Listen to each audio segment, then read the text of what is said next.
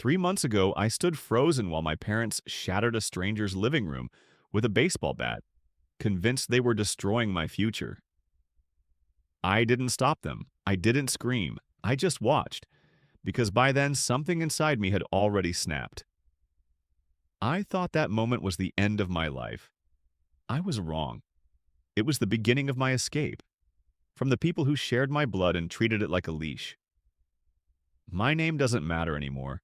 What matters is the number that almost ruined me: $120,000, and a family dinner that quietly rewrote everything I believed about loyalty. To understand how that money became a weapon, you need to go back 5 years, back to when I still thought family meant safety. I was 28, living in a studio so small I could stretch my arms and touch both walls. Every morning I woke up staring at the same cracked ceiling, reminding myself why I was choosing discomfort on purpose. Why dinner came from cans. Why I waited for buses in the rain. Why my birthday candles were stuck into a gas station muffin. I repeated the number like a prayer. 120,000. That was the door out. Every dollar had teeth marks in it. Late nights hunched over a laptop until my vision blurred. Weekends sold to freelance contracts while everyone else posted photos of beaches and bars.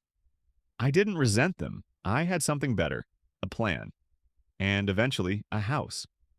A quiet 3-bedroom place with creaking hardwood floors and a kitchen where the morning light spilled across the counters like it was alive. I visited it every weekend. Sometimes I just stood there, keys cold in my palm, imagining silence that belonged to me. Every Saturday after that, I drove to my parents' place for dinner. Same routine, same dishes, my mother's over-seasoned comfort food, my father's ritual complaints delivered like clockwork, and my sister, 3 years older, always louder, arriving with her husband, a man who treated reality like an inconvenience between schemes. He never chased work, just shortcuts. That October evening felt wrong the second I stepped inside. Not loud wrong, tight wrong. My sister and her husband whispered in the corner, stopping the second I looked their way. My mother watched me like she was counting something. My father talked to the wall instead of me. I ignored it. I had photos on my phone, proof that sacrifice had finally paid off. We sat down. Plates clinked, chairs scraped. Then my mother smiled that careful smile. "Your sister has something exciting to share," she said, already leaning back. What followed wasn't news. It was a performance. Charts slid across the table.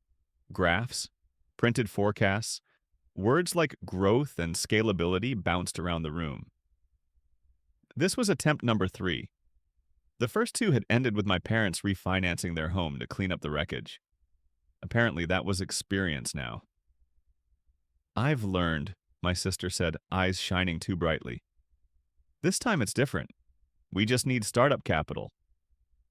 Her husband nodded on cue. 2 years, we double it." That's when the room went quiet. Forks paused midair. 4 sets of eyes locked onto me, sharp and intentional. Not curiosity, expectation. I felt my throat dry. "Why are you all staring at me?" My sister smiled. The smile she'd practiced since childhood. Soft, sweet, and already reaching for something that wasn't hers. "Well, we know you're saving for a house," my sister said lightly, like she was commenting on the weather. "Mom mentioned you've got around 120,000 set aside." The room went dead. Not awkward dead. Surgical. The kind where even breathing feels loud. My pulse thudded behind my ears, slow and violent. They hadn't guessed. They hadn't assumed. They had compared notes, counted, measured. In that moment, I wasn't a daughter or a sister. I was a number with legs. "I'm not putting my house money into your business," I said. The words came out clean, sharper than I meant, but there was no way to soften something that naked. My sister blinked, like she hadn't prepared for resistance. "If you help me now," she said quickly, leaning forward, "I'll give you back double in 2 years. 240. You could buy something even better." I laughed. It slipped out before I could stop it. One short sound, the kind that hangs in the air and poisons everything. She'd burned through 2 ventures already, left wreckage behind her like a trail, and now she wanted my future on faith and spreadsheets. Maybe, I said, setting my fork down carefully. It's time to stop chasing shortcuts and get a normal job. Her face collapsed. She pushed back from the table and fled the room, sobbing like we were still teenagers and I'd crossed some invisible line. Her husband hissed that I was heartless as he chased after her. Then my parents turned. My mother's voice dropped, flat and lethal. How could you do this to her? My father nodded once, like a verdict had already been reached. She's always been more gifted than you. You're just bitter. I stared at them, hands clenched in my lap, nails biting into skin.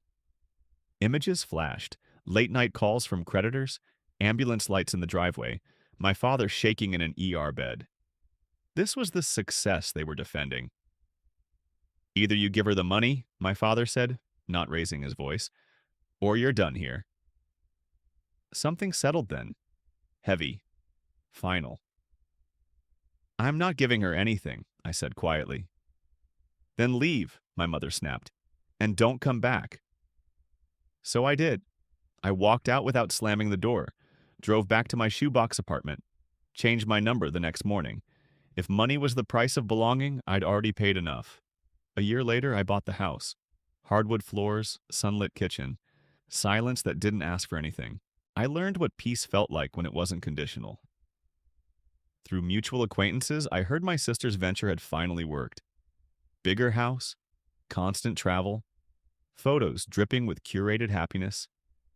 I felt nothing sharp, just relief I'd chosen myself.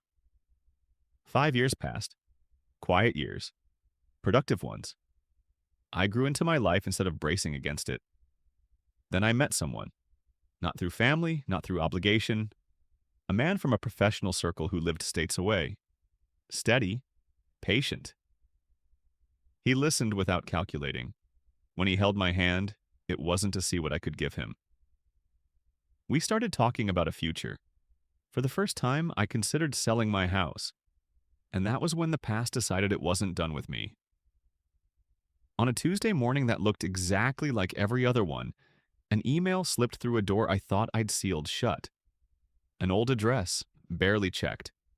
One subject line. My mother's name. My stomach tightened before I opened it. We need to see you immediately. This is life or death. Please come home. No details, just that phrase. Life or death. It pressed on something primitive. Against my better judgment, against 5 years of silence, I typed back a single sentence. Saturday. That morning I sat in my car outside their house longer than I meant to. 10 minutes, maybe more. The place looked smaller. Tired. But the driveway wasn't. 2 cars sat there like trophies. Sleek, flawless, expensive. My sister's new sports car, her husband's luxury sedan. So this wasn't just about my parents. This was rehearsed. My mother opened the door and froze when she saw me. She looked thinner. Older. Her voice wavered as she said my name, like it might break if she held it too long. I stepped inside, stopping just short of the living room. They were all there. My father in his chair, jaw tight. My sister curled into the couch, eyes swollen, her husband gripping her hand like an anchor. Their faces lit up when they saw me. Relief. Fear. Calculation. What's going on? I asked, staying on my feet. Your message wasn't subtle. My mother folded immediately. Tears, sudden and practiced. It's about your sister. She's in serious trouble. I looked at her. She couldn't meet my eyes.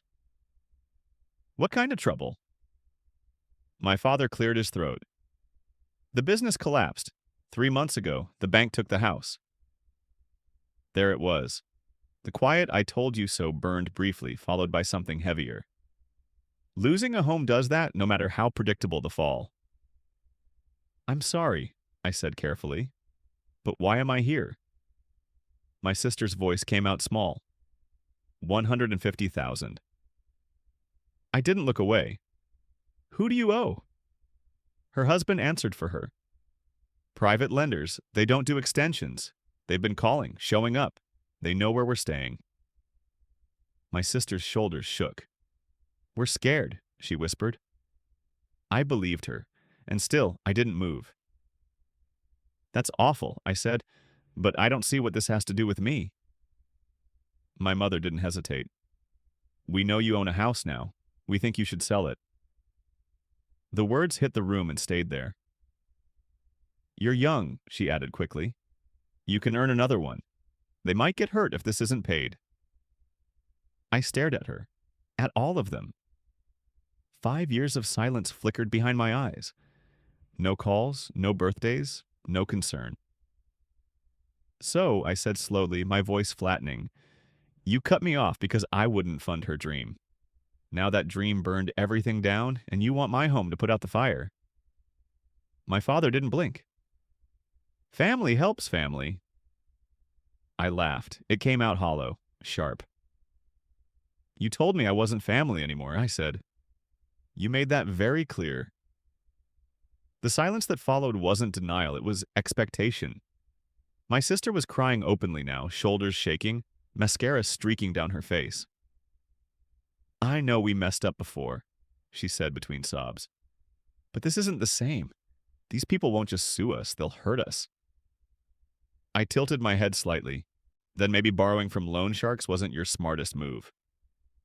Her husband snapped to his feet. You have no idea what kind of pressure we're under.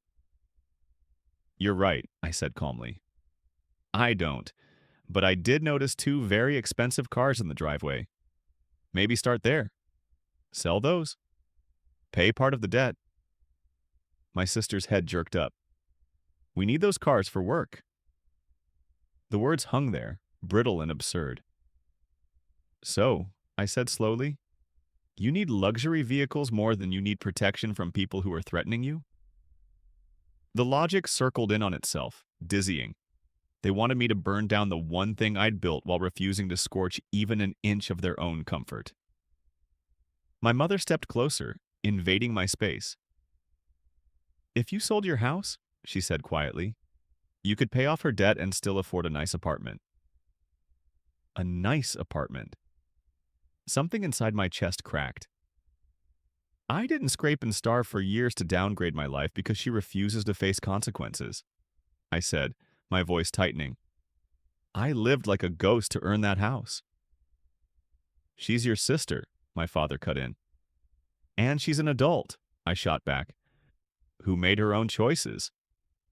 My sister jumped up, fists clenched. You're supposed to care what happens to me. I looked at her. Really looked. Where was that care 5 years ago when you all erased me? That was different, my mother said quickly. How? I asked. I didn't want to give away my money then. I still don't. Silence slammed down, every eye on me sharp with accusation like I was the cruel one. I'm not doing this, I said finally. If you want to help her, sell your house. My mother gasped. We're old. This is all we have. Then you understand exactly how I feel about mine. I turned toward the door. You're making a mistake, my sister called after me. These people don't play fair. I glanced back once. Neither do I. Driving home, something strange happened. My shoulders dropped. My breathing slowed. It felt like stepping out of a locked room I hadn't realized I was still in. I blocked my mother's email the moment I walked inside. For a week, peace returned. Calls with my partner every night. Quiet mornings, no ambushes. He told me what I already knew, that boundaries aren't cruelty. Then Tuesday came. I was pouring coffee when I heard a car door slam outside. I glanced out the window and froze. My parents were walking up my driveway like they owned it. What are you doing here? I demanded when I opened the door. How did you find me? My mother smiled, almost proud. Your sister hired a private investigator. A private? Are you serious? My father didn't answer. He was already scanning the house, eyes moving with interest. Measuring. This is a nice place, he murmured. Leave, I said. Now. My mother brushed past me and stepped inside. My father followed. I stood there for a second, stunned by the audacity. Don't get comfortable, I said sharply. You're not staying. She ignored me, fingers grazing furniture, eyes assessing. If you sold this, she said casually, you'd clear her debt and still have plenty left.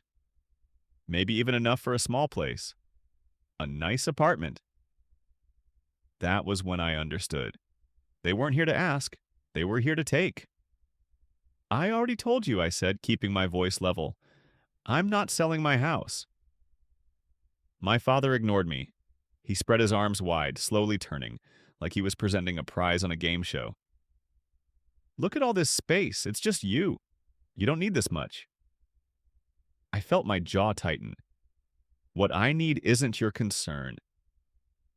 My mother stepped closer again, eyes glossy, voice trembling on purpose. She's terrified. They called her yesterday. They know where she and her husband are staying now. They said if the money isn't paid by the end of the month, something will happen. Then she should go to the police. My father shook his head immediately. That won't help.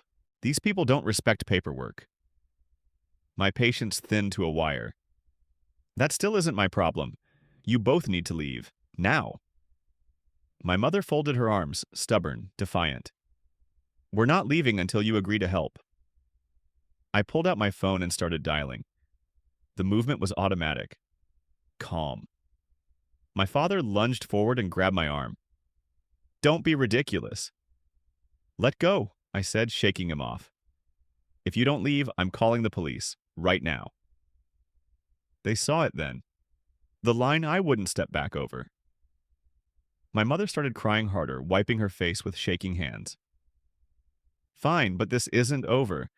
If something happens to your sister, that blood is on your hands. I met her stare. If I destroy my life to clean up her choices, that blood would be on mine. At least this way, the person who made the mess deals with it. My father pointed at me, furious. You'll regret this. You already told me I wasn't family, I said. You don't get to rewrite that now. When they finally left, I locked the door and stood there longer than necessary, listening to the silence settle back into place. Then I made a call.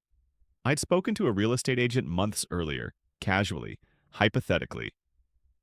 This time, my voice didn't hesitate. I need to sell as fast as possible. I'll discount it. She paused. That's interesting timing. I have a buyer watching that area closely. 3 days later, the offer came through. Lower than ideal, clean, immediate. I accepted without countering.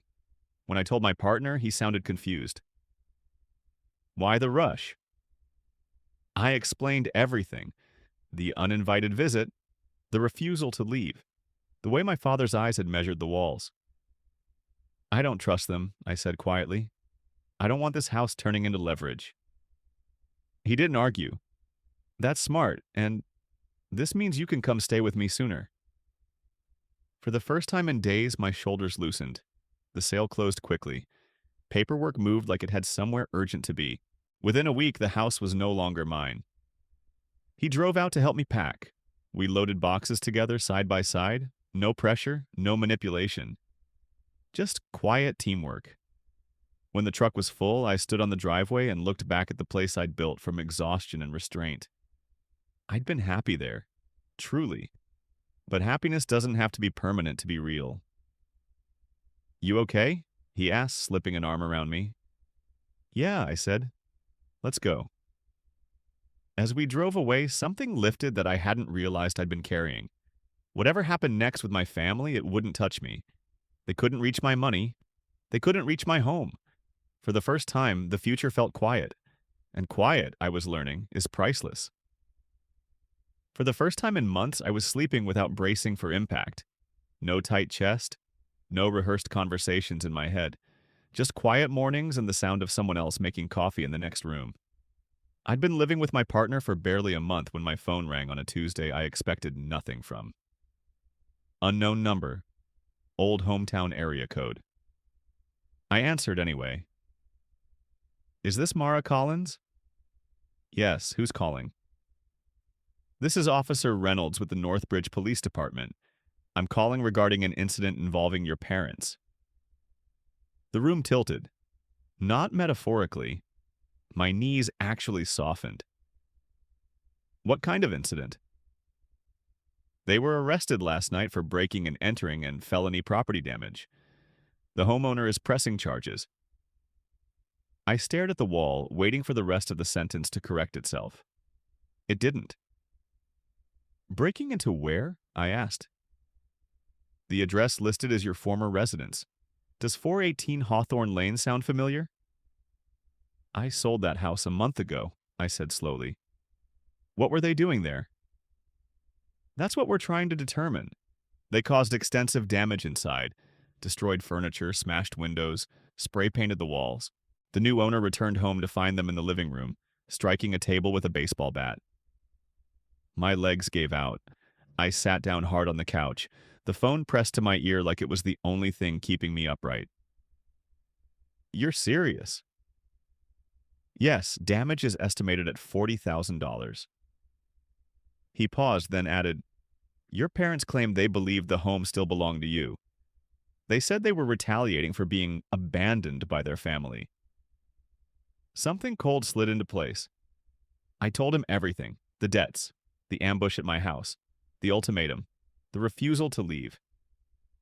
5 years of silence weaponized into entitlement. He didn't interrupt, just typed. So they didn't know you'd sold the house, he said finally. No, I replied. They thought they were destroying mine. That aligns with what we're seeing, he said quietly. Unfortunately, they destroyed someone else's. After I hung up, I told my partner. He stared at me, stunned. They could have been killed, he said.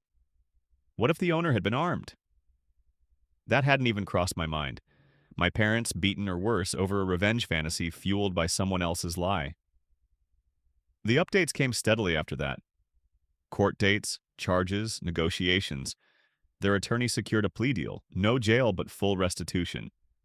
$40,000 for the damage.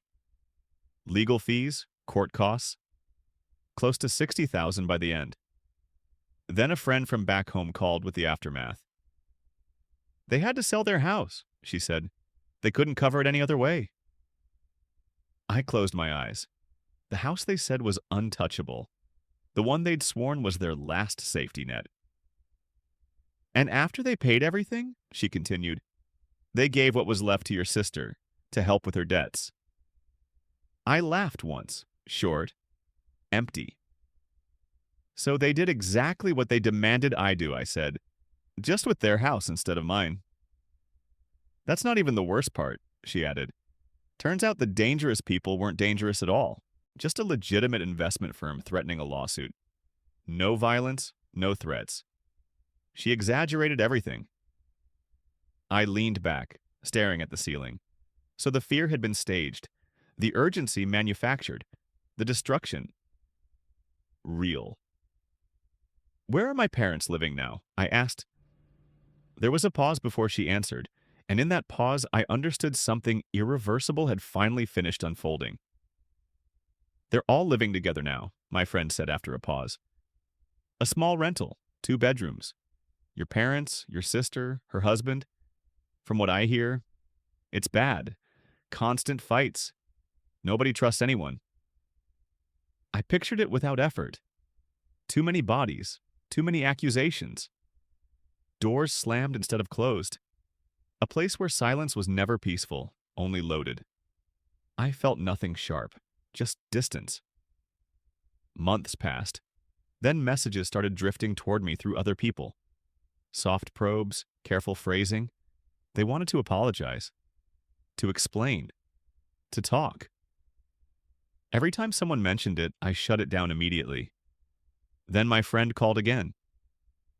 Your mother asked me to tell you she's sorry, she said. She says they finally understand how wrong they were. I didn't raise my voice. I didn't need to. It's too late, I said. They disappeared for 5 years, then demanded I destroy my life, then stalked me, then committed crimes because I didn't comply. I'm done. But they're your family. No, I cut in. Family doesn't vanish until money is needed. Family doesn't hire investigators to track you down. Family doesn't break into houses with baseball bats when they don't get their way. Silence on the line. Heavy. Uncomfortable. When I hung up, my partner was sitting nearby, pretending not to listen. He reached for my hand anyway, thumb brushing my knuckles. You okay? He asked quietly. I surprised myself by smiling.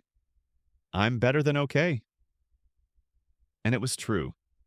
We'd found a house we both loved. Not a compromise. Ours. Work had been kind to me too. A promotion I hadn't chased but earned. Mornings without dread. Evenings without bracing for conflict. He looked at me for a long moment, that familiar warmth in his eyes. Speaking of the house, he said, voice steady but different, I was thinking of making an offer bigger than just real estate. Before I could process that sentence, he was on one knee. A small box opened. Light caught on something that stole my breath. Will you marry me? He asked. Let's build the life we keep talking about. My chest tightened. Tears blurred everything. These weren't the kind that burned. They fell freely. Yes, I said. Yes, absolutely. We got engaged right there. The house offer went in that weekend. It was accepted without negotiation, as if the universe had finally stopped pushing back. Sometimes in quiet moments, I think about the people I walked away from. Doubt flickers, brief, insistent. Then it passes. I remember the manipulation, the ultimatums, the way love was always conditional, always transactional. My sister created her chaos and refused to learn. My parents chose to shield her instead of letting reality teach her. When I refused to play my assigned role, they escalated, again and again, until there was nothing left to break but the law. I chose something else. I chose peace. I chose stability. I chose a life where affection isn't a bargaining chip and silence doesn't feel like a threat. We're planning a wedding now, talking about kids, arguing playfully over garden layouts. I wake up calm, I fall asleep safe. I didn't lose a family, I escaped one. And sometimes the hardest boundaries are the ones that finally unlock the door.